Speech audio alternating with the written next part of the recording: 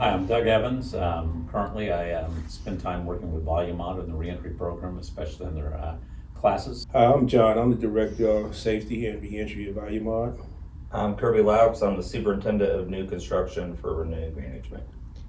Yeah, the Second Chance program is very important. I spent a big part of my life working in the Indiana Department of Correction, and as the years went by, I saw too many people more than once coming back in the system and realizing that there's got to be more happening on the other side to bring this together.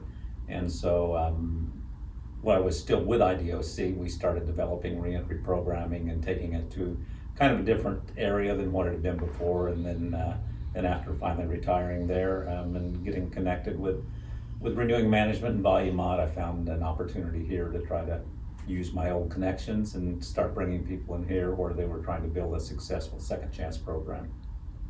Extremely important. We can go back and look from 1996, New York Department of Labor, and we can find statistics all the way along that shows 85 to 89% of people, if they get rearrested, are unemployed at the time they get rearrested. So a second chance program where people can gain meaningful employment is key to not going back in the prison system. My passion for reentry started very personally, as have spent a lot of my life incarcerated. Well, what I consider a lot of my life incarcerated. I've got about a decade wrapped up in the system, 8 years of that directly in the Department of Corrections. That was on 3 different sentences, the last one being a little over 5 years. And then when I got out, I was lucky that I came from a family of means and that I already had a trade and I already had some education. So I was able to come out and get back on my feet.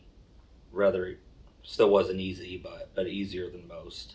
Um, and then transitioning back into my field, which was construction. I was an electrician, and I ended up being an employer with Volumod.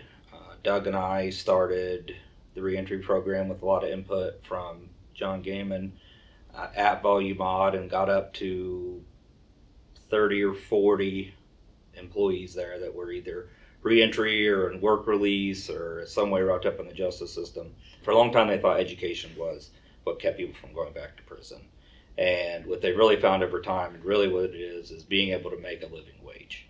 Um, so my personal belief is that we, at least in the state of Indiana, we are really good at incarcerating people. We are not very good at letting them out. We're just not. We fail horribly at doing that. I know with all the resources I had and how difficult it was for me, and then watching some of my other brothers and sisters that come out of that situation struggle, um, it's really difficult. So to be able to have a place that's going to not take advantage of them, pay them a living wage, continue to where they're going to continue to make more and more money as the years go by is something that hits my heart on a personal level, just to help people that have been through the same things I've been, and also on a societal level.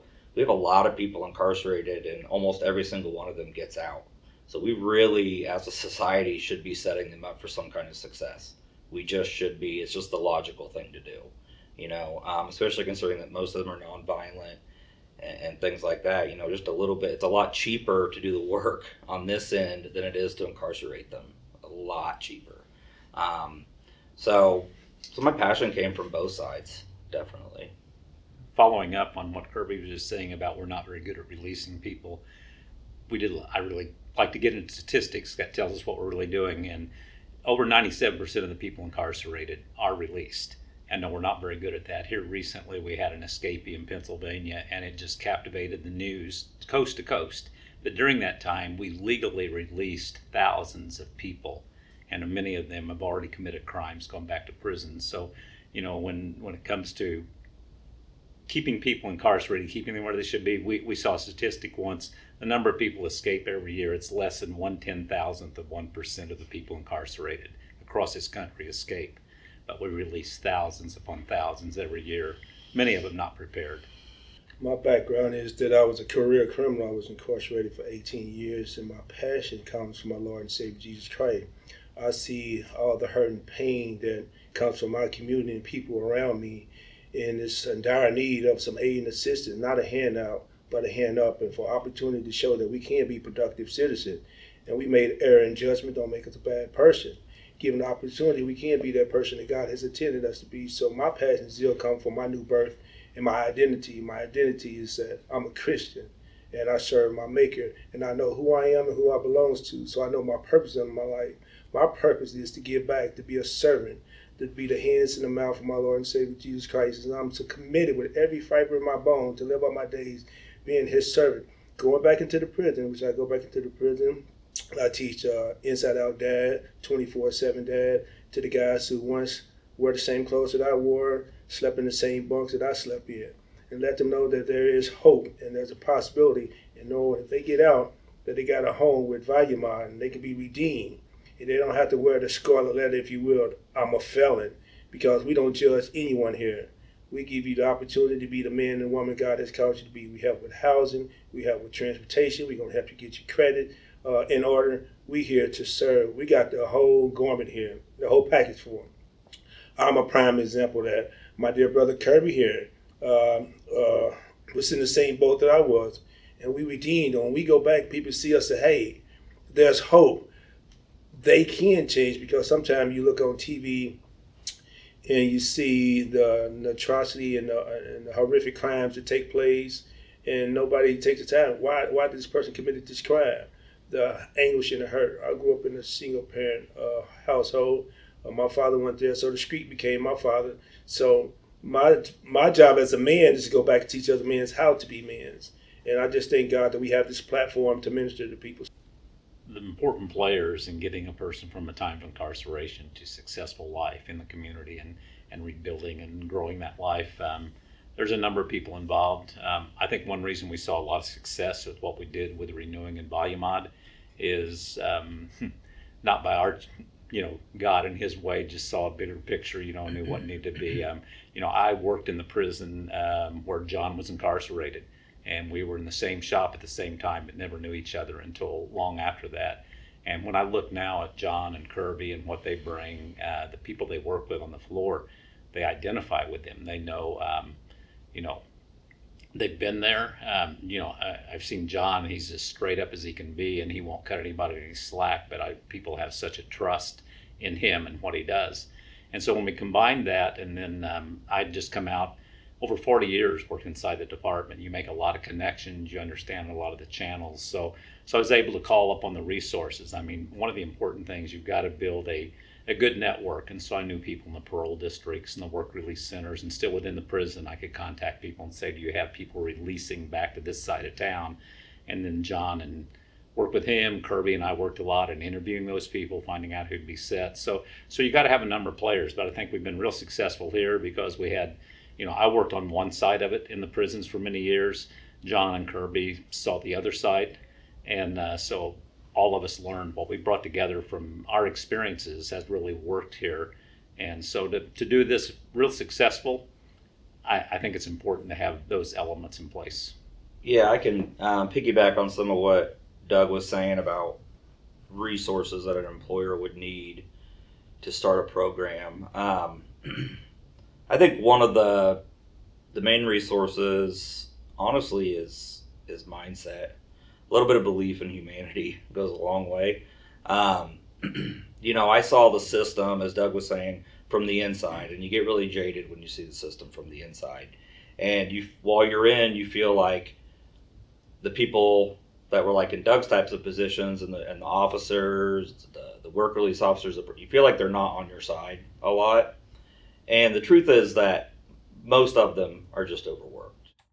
And they have no resources. They've been whittled down to where they could help you if they had the resources. They just don't. So my personal experience at Valuemod is that when we offered so many resources, and Valuemod continues to that reentry population, that we became almost like a bastion of hope for instance, Marion County Work Release. And we got to have a really good relationship with them to where they were almost a buffer towards us getting people that were going to cause chaos within because not everybody is ready to be reformed. They're not. And I could name the people there that'd be like, oh, you don't no, we'd get referrals from inside Volume Mod from other employees, and they'd be like, no, they're causing trouble at the center all the time. They're doing this, they're doing that, because they were really happy about the fact that we were offering them things that they wish they could offer them. We were offering them trainings they wish they could offer them, benefits they would, health benefits, all sorts of things that they wish. And a lot of these people went to college with the understanding that they would be able to help reentry people or help people in some way, and they're kind of hamstrung by the lack of money in their own system.